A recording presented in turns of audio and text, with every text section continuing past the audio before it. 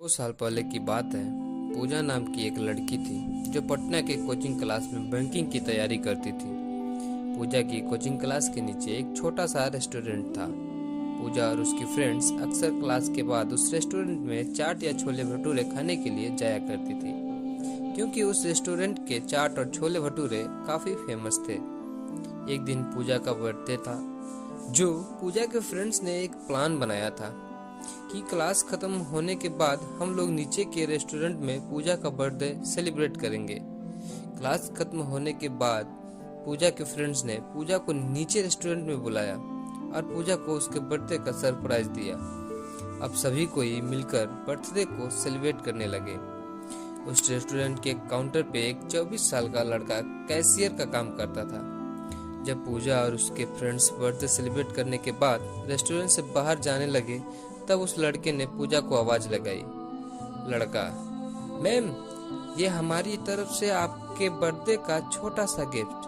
Puja: thank you. रात को जब पूजा ने उस लड़के के द्वारा दिए गए गिफ्ट को खोला तो देखा कि अंदर एक छोटी सी प्रिंसेस थी, जो कि एक पेड़ के नीचे बैठी थी, और उस गिफ्ट के अंदर एक लेटर भी था। पूजा ने उस लेटर को पढ़ा। उसमें लिखा था: पूजा, आप बहुत ही मासूम और प्यारी हो। जब भी आप रेस्टोरेंट में आती हो तो मेरी नज़रें सिर्फ आपके चेहरे को ही देखती रहती हैं। आपकी मुस्कुराहट को देखकर मेरे भी चेहरे पे एक चमक आ जाती है। वैसे मेरा नाम रोहित है।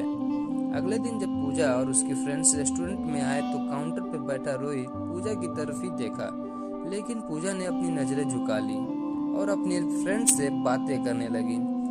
अब जब भी पूजा रेस्टोरेंट आती तो रोहित की तरफ एक झलक देखती और फिर इसे इग्नोर करने लगती, और इसी तरह कुछ दिन बीत गए। रोहित पूजा से बातें करना चाहता था, लेकिन पूजा की तरफ से कोई जवाब नहीं मिलने के कारण रोहित भी बात करने की हिम्मत नहीं जुटा पा रहा था।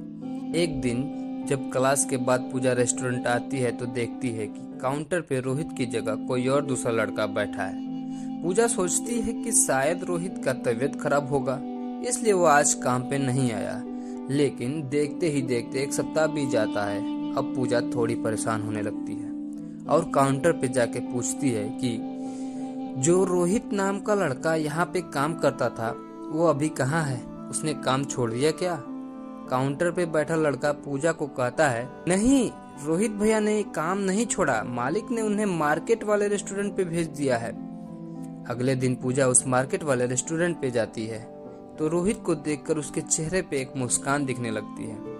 रोहित पूजा को देखकर तुरंत काउंटर से बाहर आता है और कहता है, मैम, आप यहाँ पे और आपके फ्रेंड्स नहीं आए? पूजा: नहीं, बात ऐसी है कि मैं कुछ काम से मार्केट आई थी और मुझे थोड़ी भूख भी लगी थी तो मैं यहाँ आ गई। रोहित: अच्छा किया मैम, आप बैठो, मैं आपके लिए कुछ लेकर आता हूँ। पूजा: आपका नाम रोहित है ना? रोहित: हाँ मैम, हाँ। पूजा: मुझे आपसे कुछ बातें करनी है, क्या आप कल मुझसे क्लास के बाद मिल सकते हो? रोहित: ठीक है मैम, कल मैं क्लास के बाद आपसे मिलूंगा। क्लास खत्म होने के बाद दोनों मिलते हैं। पूजा रोहित से कहती है कि देखो, आप मुझे अच्छे लगते हो, लेकिन मैं इस प्यार में नहीं पड़ना चाहती, मुझे अपने पढ़ाई और करियर को देखना है। रोहित ने कहा, देखो मैम, मैं ऐसा कुछ नहीं करूंगा जिससे कि आपकी पढ़ाई को नुकसान हो, लेकिन मैं क्या करूं, आपको देखते ही देखते मुझे कब आपसे प्यार हो गया मुझे पता ही नहीं चला। अब दिल चाहता है कि अपनी पूरी जिंदगी आपके साथ रहूं। पूजा रोहित की बात सुनकर वहां से चली जाती है। रात में पूजा सिर्फ रोहित के बारे में ही सोचती रहती थी, क्योंकि पूजा के दिल में भी रोहित के लिए प्यार जगने लगा था।